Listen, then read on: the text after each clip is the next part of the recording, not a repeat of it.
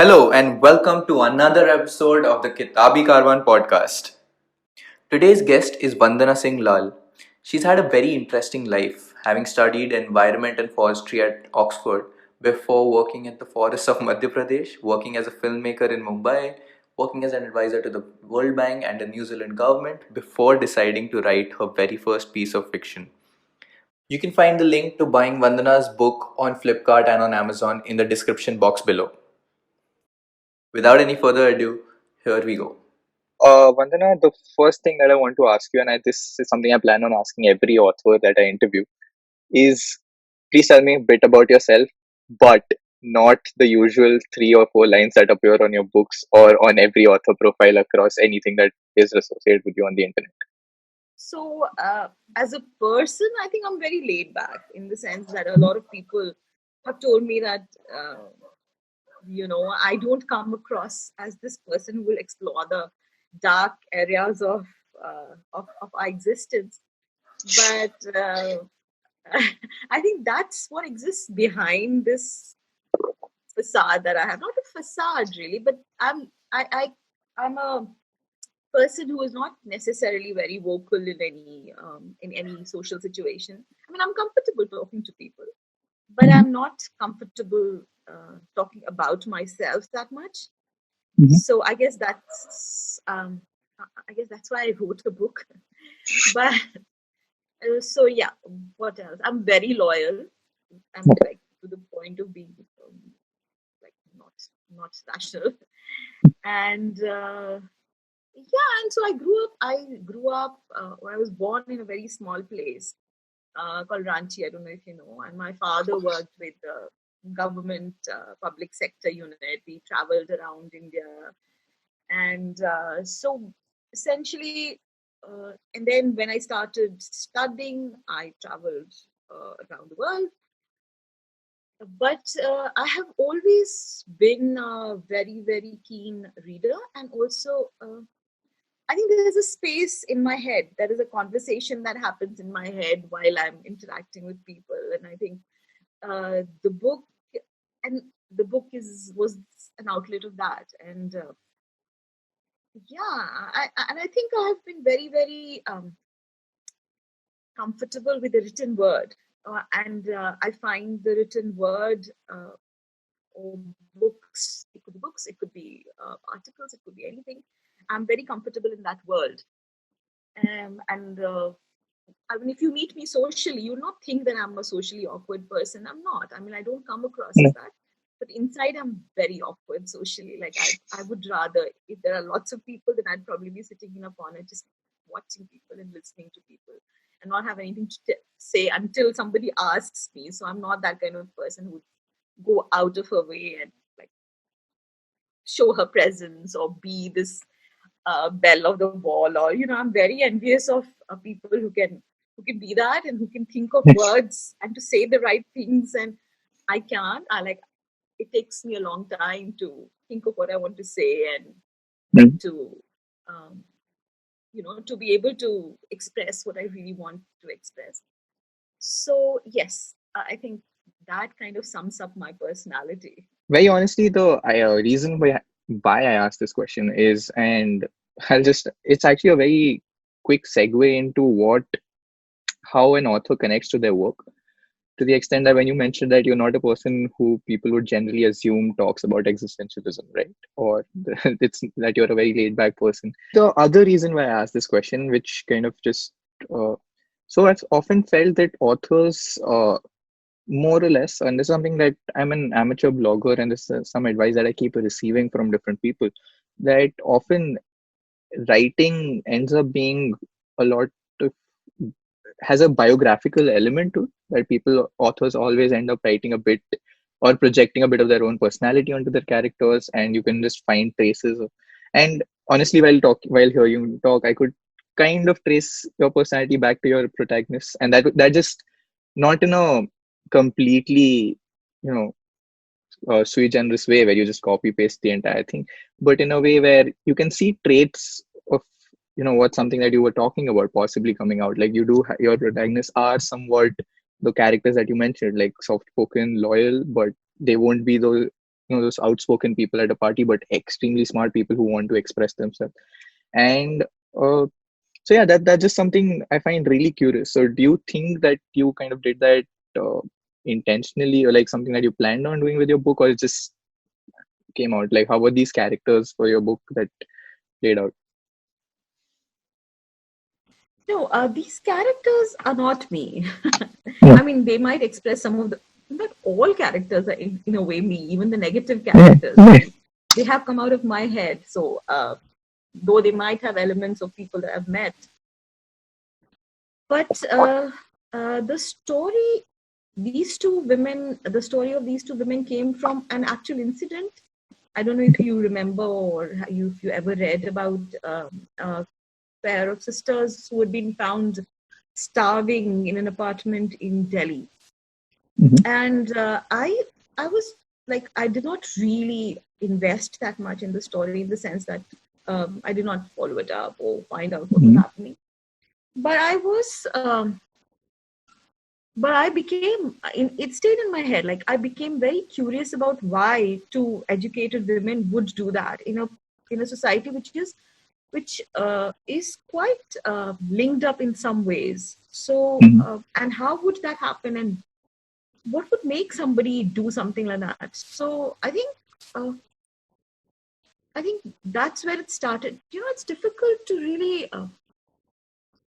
I mean, this is my first book, so I can't talk like this is difficult for authors to do this or whatever. I'll just tell you what I felt when I was, well, what I feel when people ask me these questions is that it's really difficult to pinpoint where things come from or where they emerge from.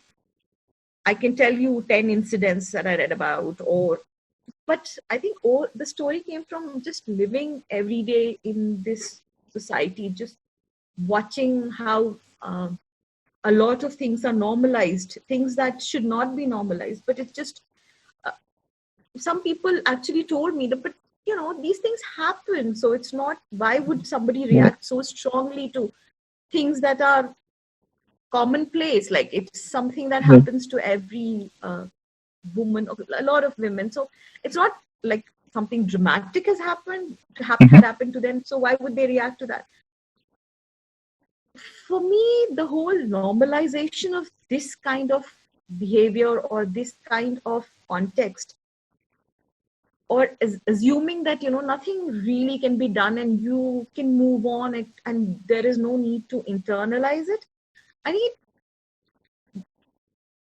and like I said, when I was writing, all these things were not really, you don't know where these Yeah. where the words come from when you're writing, but when you're answering questions, I think then you start thinking about the processes and what could have gone into writing this. I think the normalization uh, of the way women are treated, or the way, or the expectation that Mhm. women have to keep this in mind before they step out. Something that stood out for me was how discrimination in itself has this hierarchy built in.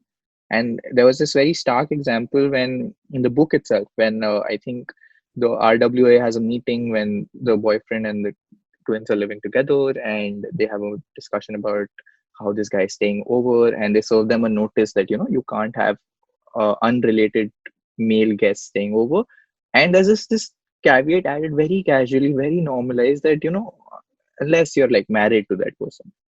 And it just kind of blew my mind at that point of time, just to imagine, wow, how did, I mean, so this society would have never objected to a fact where a husband, wife, and the wife's sister were living together. And all of this was happening. Like it was the exact same situation with just like technically a change of, I know, a legalized certificate to kind of authorize it. And that just creates that weird hierarchy that you have a married woman is somehow slightly more powerful or different than a single woman in terms of what rights she can expect from the people around them.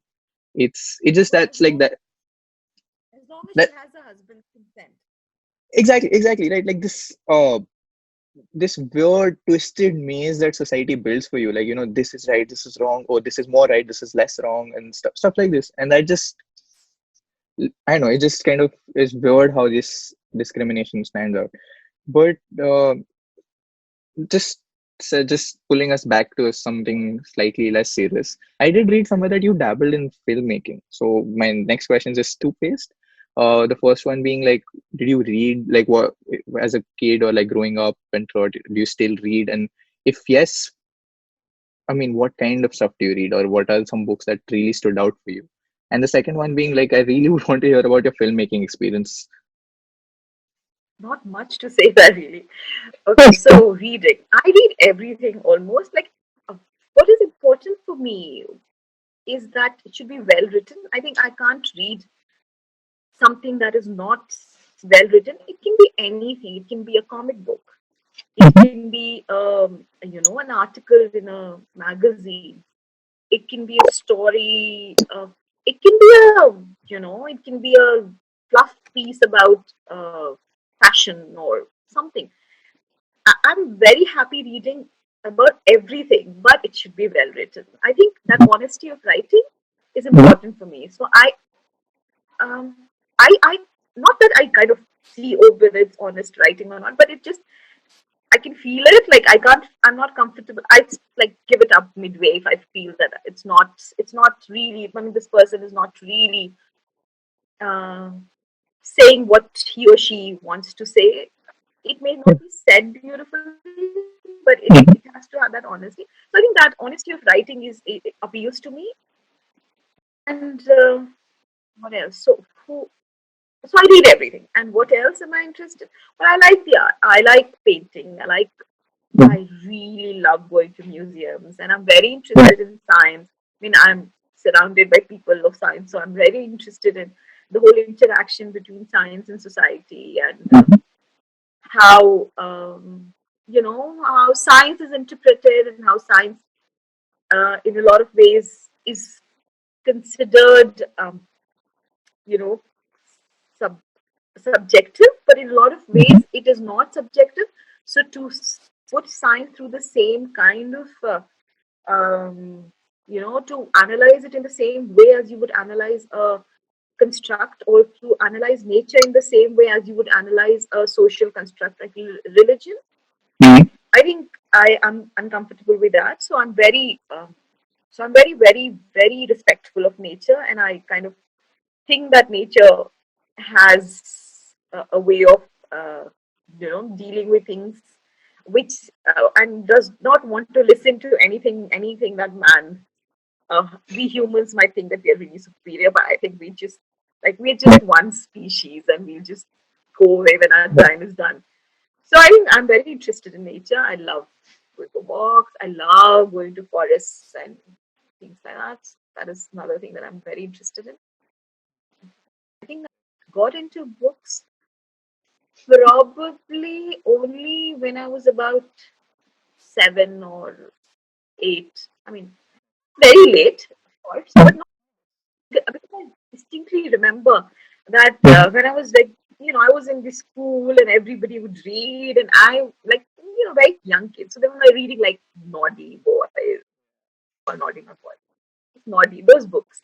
And I was never like, I just was not interested. I could not read it. I would like take the book home, bring it back to the teacher, and say that I haven't read it. And she's like, "You have to read it. This is like a pure reading," and I would not be interested.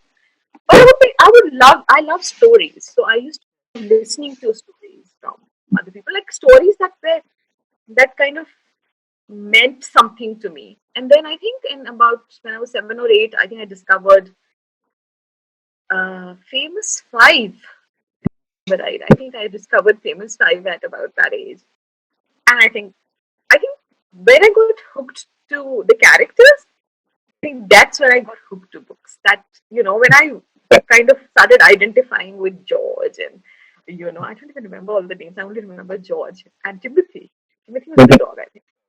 But so that's when I think books suddenly opened this whole vista for me, which I haven't come out of even now. So I think that's when it started. And then I went on to I read regular books. Nobody told me what was good literature, what was bad literature. I just read books which I was interested in, and I read a lot of Hindi literature. Like my parents went to literature. So I read a lot of Hindi literature. I read a lot of Bengali literature. So I mean, translated into Hindi, not in Bengali. I speak Bengali, but I can't read and write. And so I read Sharat Chandra, I read Premchand, of course, and I read Shivani. I was reading anything that I could lay my hands on. And I was too young to understand. But one thing that my parents did, I think, was that they did not restrict my reading. Like, I would read Shivani when I was what, 10, 11, nuances of her writing. But I loved the language and I loved the characters. And I think, uh, yeah, that's how it all began. Then I was reading a lot of English books also, of course. And then I think now I like authors like, I don't know if you've heard of Newsgard, Carl Ove Newsgard. He's this Norwegian author who's written kind of a series of books about called My Struggles, which is about the minutiae of his everyday living. It's completely blew my mind. And then I like Elena Ferrante, and I like Jonathan Franzen. When Vikram Seth's books came out, I absolutely was floored by them. Who else? Arundhati Roy, of course. Yeah, so yes, I love reading, so I like a lot of. Uh, I didn't read that much when I was writing because I did not want it to influence my thinking that much. Indian authors, I'm not reading that much because I kind of wanted to kind of. When I finished my first draft, then I started reading everybody again, and so yes, I read a lot. And my filmmaking, you asked, that's another story. So for me, I'm a very like I had to explore everything before I decided what I wanted to do, and so I studied and I did my management, and then I went into like I chose forestry, and then I went into forest, and then I wanted to explore television, so I worked with a television channel for a short while, made documentaries, and then of course the next step would be to explore Hindi cinemas. I went to Mumbai for a bit, and I worked with people like Sudhir Mishra, and I'm sure you remember me now. I was like this young, straight out of college kid who would sit in his, script sessions, etc. And I worked with Govind Nilani a little bit, and just this extra person on the set kind of work. And then I did, directed a few small things, and then I realized that really that wasn't my thing. Filmmaking requires interaction with a whole lot of people, and I'm not a very people's person. So I kind of realized that this is not what I'm meant to do. So I went away, continued my studies, went to Oxford, worked. But I think I kept writing little bits and pieces. Like all my life, my writing has been my savior in a way that all my exams were answered because I could write. So that was really that used to really irritate my classmates. Like, you do know all the facts. I said, okay, but I know 4 facts, and I just write it so well that people will forget that I don't know the other 4 facts. So That got me through law school. That's fine. but law requires you to be able to think, and I mean, science doesn't require you to. You have to know your facts. And I was like, It's rare to find people and characters, and I'm not saying this in a derogatory way. In fact, it's something that I genuinely appreciated about the characters.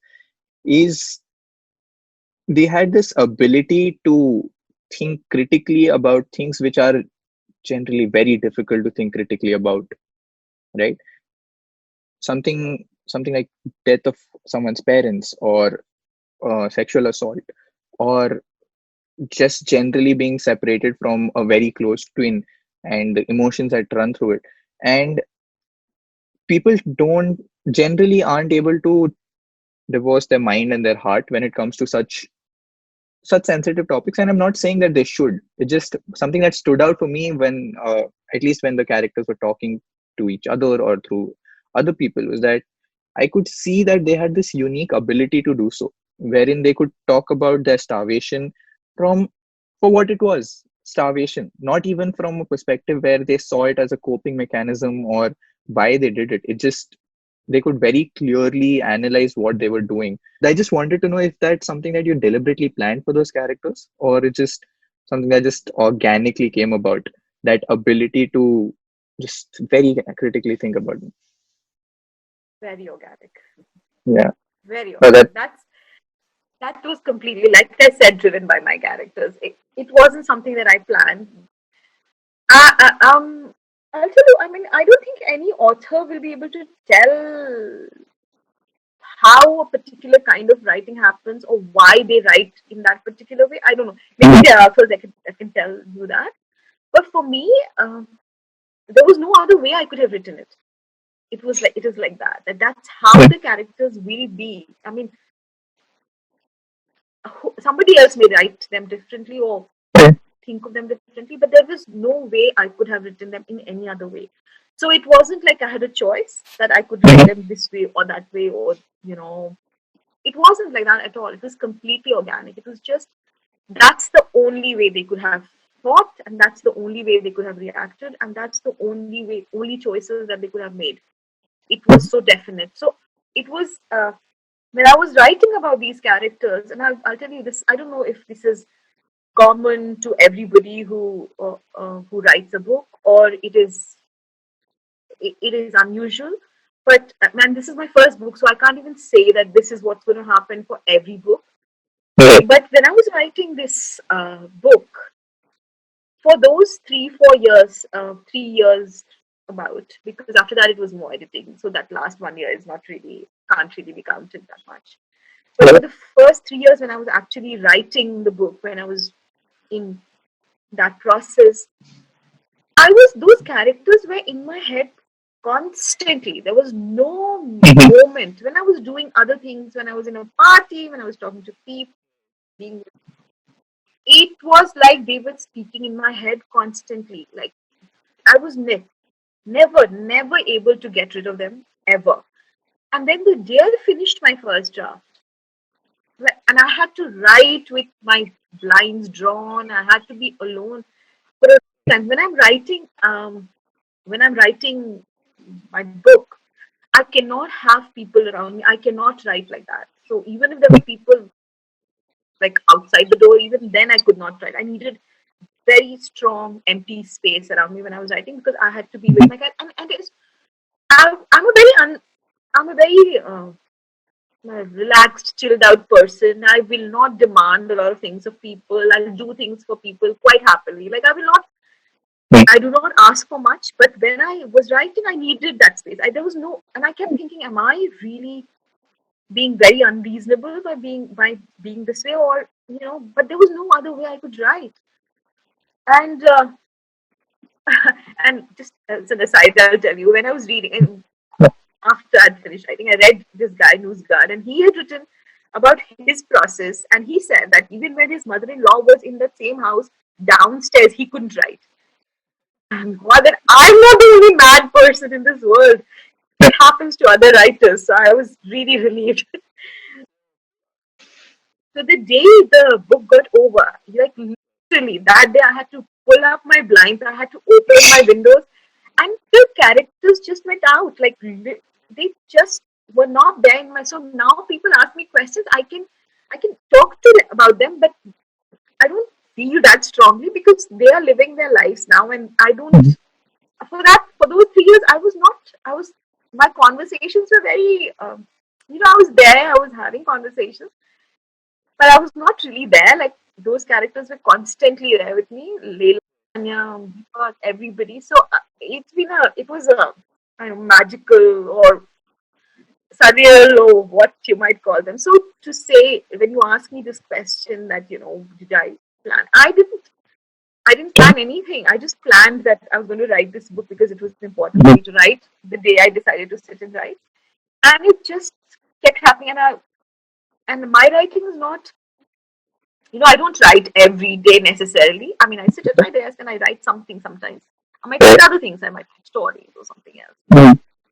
But even when I was writing other things, or they were there, like the characters were there in my head. They were forming their stories. They were doing their things. So No, I couldn't have written the book in any other way than the way in which I have written it. It's really so something that I just remembered when you were talking about how these characters weren't didn't leave you, and like through that those 3 years they were with you, right? It's very, I don't know, surreal that you mentioned that, because and that you mentioned that you liked reading Arundhati Roy, because I remember reading an interview she had when the Ministry of Utmost Happiness came out, where she spoke about the exact same thing that you're talking about right now. That even she as a writer goes through the exact same process. That Really? the characters That's stay with her. She actually there were these instances where she literally told the interviewer that I have to consult the character and get back to you on what she would feel about this. That's how. So in terms of how you want to feel about your sanity, you're pretty safe. Don't worry about that at all. Yeah, you're in good company. okay. That's good to Yeah, know. you're in great company. Right. But yeah, Right. it's great to know about this organic writing process, right? That you're so involved with your characters, and I think that's what made this a really good read for me. I think now I can, like, when I hear such things, it just kind of gives more perspective to my reading. That's something that you mentioned earlier when you see. I think most people will agree with you when you said that they like honest writing. Honest writing is what reaches out to people, right? And what you just said is, I know, probably like one of those facets which explains honest writing. That this is how honest writing works. That you're just putting it out. That there's no structure. You're not like thinking, oh, this would be the audience reaction to the story. There's no clinical approach to it. It's just it's your story. It's a story you have. It's a tale that you need to tell people, and it's just out there organically. Unfortunately, we have to wrap this up right now. I just have one final question for you. And so now that you're done with your first book, what's on the horizon now over the next couple of years? Are there any more books that are coming out, short stories, Yes. publications, something? Well, I think two books for the moment is what I'm toying with. I mean, my second fiction is, yes, I'm working on that already. And another book, which will be probably be nonfiction. So, yeah, in the next few years, I think these two books. While I'm writing our little articles that I don't know if you've read them, but I am doing other small bits of writing. But I think that's what's going to happen over the next who knows what's going to happen over the next couple of years, actually. Right now, no one does. Right now, no one does. That's So you just write and you just see. I mean, like, who knows? But I am doing this. I don't know what's going to happen. well, that's great. I really look forward to reading your next piece of fiction. Fiction, definitely. That's something like I genuinely enjoyed your book. It just makes me think a lot about how you just stumble onto things in life. Like it's one of those really good books that I read, and it wasn't through one of those, I don't know, or you really should check out this author, or this topic is something that would really interest you. It's just one of those things that just came at me. So yeah, thank you so much for doing this episode. You have no idea how much this means to me. Thank you for like being so encouraging to someone who's just starting out. Hope all of you loved that episode. If you did, don't forget to like, share, and subscribe to our channel and our podcast. Please tell us how you like this podcast through the comment section below. We'll be back with another amazing episode of the Kitabi Karwan podcast. Thank you for listening.